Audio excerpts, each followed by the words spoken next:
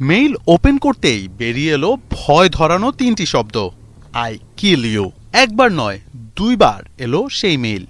ভারতীয় কোচ গৌতম গম্ভীরকে দেয়া হলো প্রাণনাশের হুমকি। আর এই হুমকি এসেছে আইএস কাশ্মীর নামের একটি জঙ্গি সংগঠন থেকে।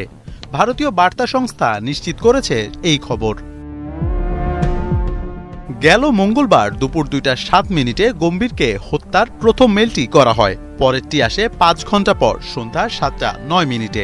জম্মু কাশ্মীরের জনপ্রিয় পর্যটন কেন্দ্র পেহেলগামে জঙ্গি হামলায় কমপক্ষে 26 জন প্রাণ হারান, আহত হন আরও 10 জন। কাশ্মীরে ঘুরতে যাওয়া নানা প্রান্তের মানুষ এই হামলার শিকার হন। পেহেলগামে জঙ্গি হামলার তীব্র নিন্দা জানিয়ে সেদিন সামাজিক যোগাযোগ মাধ্যম এক্সে পোস্ট করে গম্ভীর লেখেন, নিহতদের পরিবারের জন্য প্রার্থনা করছি।